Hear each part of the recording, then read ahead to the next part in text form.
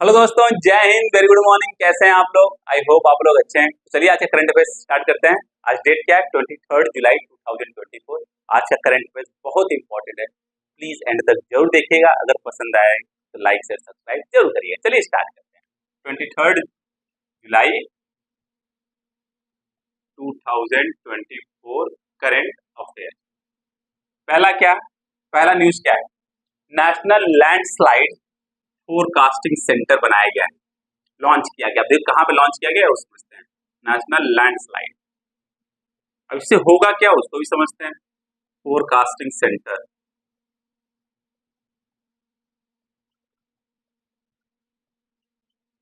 कहाँ पे बनाया गया है? कहाँ कहाँ लॉन्च किया गया है? कोलकाता में।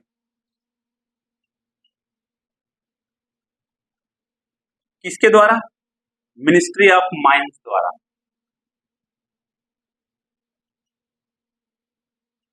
मिनिस्ट्री ऑफ माइंस द्वारा। अब मिनिस्ट्री ऑफ माइंस मतलब माइंस के मिनिस्टर कौन से हैं? कौन है? जी किशन रेड्डी जी। ध्यान दीजिएगा, जी किशन रेड्डी जी। अब इसका मतलब क्या है? क्यों लॉन्च किया गया? क्या करेगा? आप लोगों को पता है? जैसे वेदर को, मौसम के बारे में जानकारी के लिए क्या होता है? एक वेदर फोरकास्टिंग होता है, जो कि वेदर के बारे में बताता है, मौसम के बारे में बताता है। ठीक उसी तरीके से जब हम पर्वतीय क्षेत्रों में जाते हैं तो आप लोग देखते होंगे, न्यूज सुनते होंगे कि मतलब जम्मू एंड कश्मीर रीजन देख लीजिए, उत्तराखंड देखिए, हिमाचल प्रदेश देखिए, अरुणाचल प्रदेश देखिए, वहां पे हमेशा लैंडस्लाइड होते रहते हैं। उस लैंडस्लाइड के कारण कुछ लोगों की जान भी चली जाती है और रोड ब्लॉक हो जाते हैं। अब उसके कारण उस क्षेत्र की इकोनॉमी भी असर करती है, लोगों की लाइफ भी असर करती है। इसलिए उसके बारे में जानकारी देने के लिए ये national landslide forecasting centre launch किया गया है मिनिस्ट्री ऑफ माइंस द्वारा। कहाँ पर? कोलकाता में। और इनका उद्देश्य है कि 2030 तक पूरे देश में इसको लॉन्च कर दिया जाएगा, मतलब पूरे देश में इसका बढ़ाया जाएगा। और इसके साथ साथ एक और चीज लॉन्च किया गया है, भू संकेत वेब पोर्टल। भू संकेत, भू मतलब जमीन के बारे में, संकेत web portal and landslide mobile app.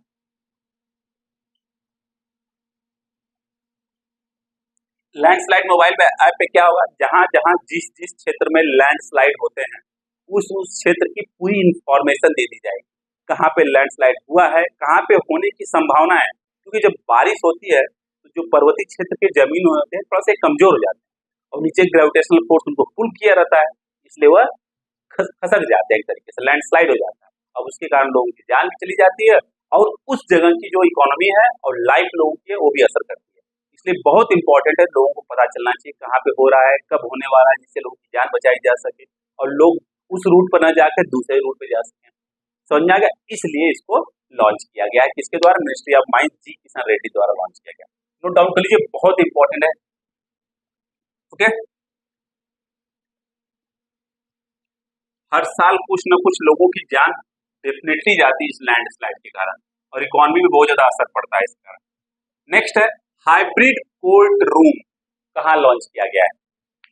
Hybrid court room. ये हाइब्रिड कोर्ट रूम क्या है उसको भी समझते हैं। Room has been inaugurated.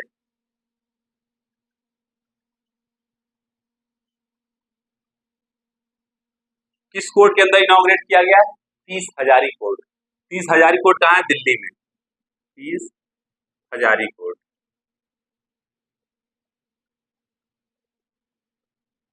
इसमें होगा क्या? अब कोर्ट में जब हम लोग जाते हैं तो सब देखते हैं कि सब काम जो हाथों से होता है।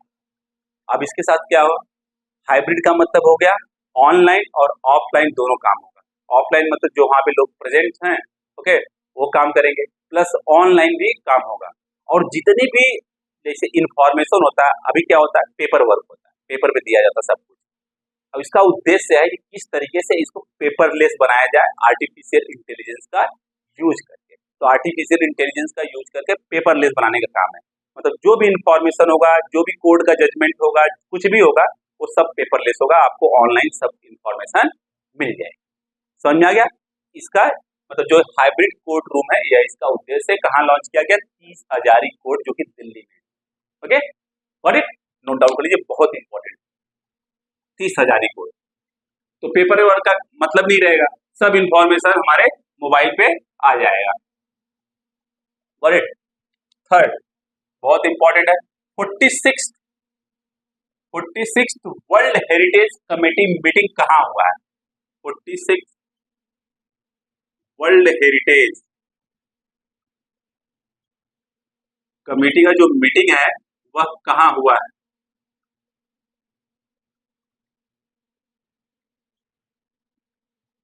और किसने कराया इसको? तो इसका काम कराने का काम यूनेस्को का है। इसका है यूनेस्को का। यूनेस्को एक सब काम कराती है।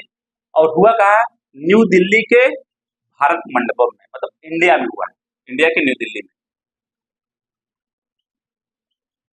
भारत मंडपम। भारत मंडपम को इसीलिए बनाया गया था, आप लोगों को पता ही है, ये है कहाँ? New Delhi.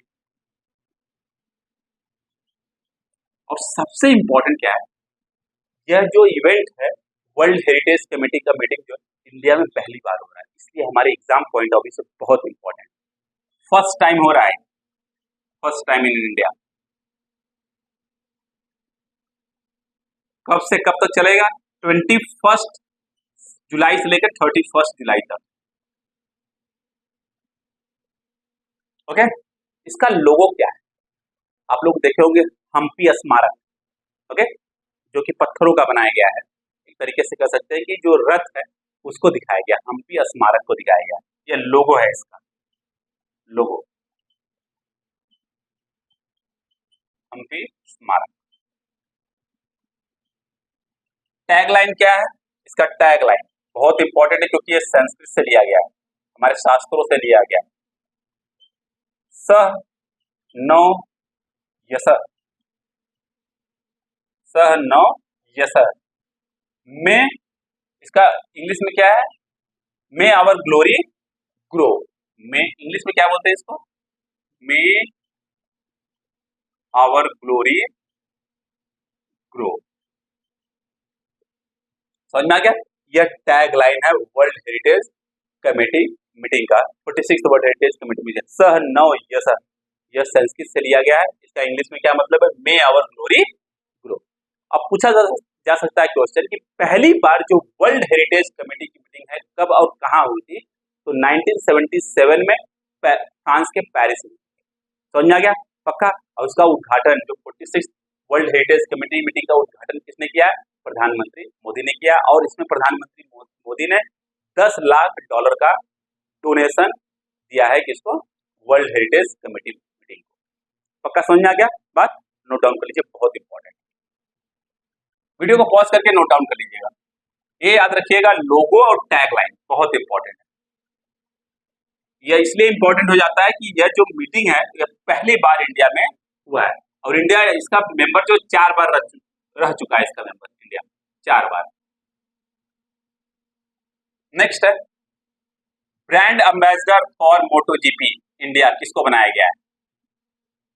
Brand ambassador for Moto GP in India, किसको बनाया गया और किसके द्वारा बनाया गया? यह बनाया गया है यूरो स्पोर्ट कंपनी द्वारा, यूरो स्पोर्ट इंडिया द्वारा। किसको बनाया गया? शिखर धवन। शिखर धवन को आप जानते होंगे, शानदार बैट्समैन हैं जो कि इंडिया को रिप्रेजेंट कर चुके हैं बहुत जगह पर, बहुत जगह जीत भी दिला चुके हैं। अब इनके डायनेमिक परफॉर्मेंस के कारण जो ये बहुत ज्यादा एक्टिव रहते हैं फील्ड पर, तो इसलिए इनको मोटो जीपी का क्या बनाया गया है? मोटो जीपी इन इंडिया का ब्रांड एम्बेसडर बनाया गया। अब नेक्स्ट क्वेश्चन आप लोगों के दिमाग में आ गया, ये मोटो जीपी है क्या? तो मोटो जीपी जो है एक इवेंट होता है बाइक रेसिंग का, ओके, मोटरसाइकिल रेसिंग।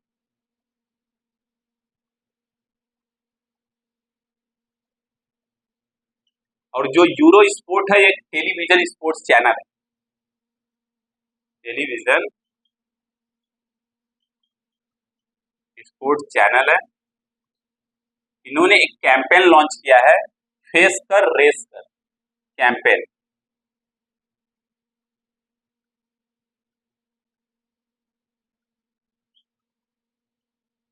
फेस कर रेस कर, समझ में आ गया? इसका कैंपेन क्या है? फेस कर रेस कर, मतलब कोई भी चैलेंजेस है जब आप उसको फेस करिए और रेस करिए तभी जाकर आप उसमें विजय हासिल करेंगे। समझ में आ गया? पक्का? तो मोटो जीपी किससे रिलेटेड है? मोटरसाइकिल रेसिंग से। उसके ब्रांड एम्बेसडर किसको किसको बनाया गया? शिखर धवन को बनाया गया, उनके डायनामिक परफॉर्मेंस के कारण इन क्रिकेट फील्ड। समझ में आ गया? पक्का? नोट डाउन कर लीजिए, वीडियो को पॉज करके नोट डाउन कर लीजिए जिससे कि आपका भी समय बर्बाद ना हो।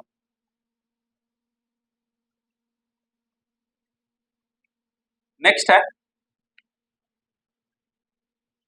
फिफ्थ है, पाई अप्रोक्सीमेशन डे कब मनाया जाता है? पाई अप्रोक्सीमेशन डे कब मनाया जाता है? 22 जुलाई को मनाया जाता है। ओके, और ये पाई क्या है? पाई को हम लोग कैसे रिप्रेजेंट करते हैं? ऐसे रिप्रेजेंट करते हैं, एक मैथमेटिकल कांस्टेंट है। क्या है यह? मैथमेटिकल कांस्टेंट है। अब 22 जुलाई को ही क्यों मनाया गया? क्योंकि हम लोगों को पता है जो पाई की अप्रोक्सीमेट वैल्यू होती है वो होती है 22/7। अब जुलाई मतलब 7वां महीना, 22 जुलाई 7वां महीना, इसलिए इसको 22 जुलाई को ही मनाया जाता है। समझ में आ गया? पक्का? ये बहुत इंपॉर्टेंट है, ध्यान दीजिए, इसको नोट डाउन कर लीजिए। और इसका जो डेसिमल में वैल्यू होता है ये होता है 3.14। तो पाई अप्रोक्सीमेशन डे जो है एक और दिन मनाया जाता है साल में, वो कब मनाया जाता है? 14 मार्च को मनाया जाता है। 14 मार्च को। क्यों? देखिए 3.14, 14 और थर्ड महीना मार्च, इसलिए ऐसे याद करेंगे आप लोगों को याद हो जाएगा कि जो पाई अप्रोक्सीमेशन डे है वो कब मनाया जाता है? 22 जुलाई को मनाया जाता है। इसलिए मनाया जाता है कि पाई की जो अप्रोक्सीमेट वैल्यू होती है वो होती है 22/7। जुलाई जो होता है 7वां महीना होता है, 7वां महीना होता है और 22 जुलाई को मनाया जा रहा है। यह एक मैथमेटिकल कांस्टेंट है। और जो ये लेटर डिजाइन है ना, यह ग्रीक लेटर है एक तरीके से, जो पाई है, जो सिंबल है वो एक ग्रीक लेटर है। समझ में आ गया? पक्का? नोट डाउन कर लीजिए, बहुत इंपॉर्टेंट है। आज के लिए बस इतना ही। जाने से पहले अगर आपको वीडियो पसंद आए तो इसको लाइक शेयर सब्सक्राइब जरूर करिएगा और बेल आइकन दबाना बिल्कुल मत भूलिएगा, नहीं तो नोटिफिकेशन मिस कर देंगे आप लोग। बाय बाय, टेक केयर, पढ़ते रहिएगा।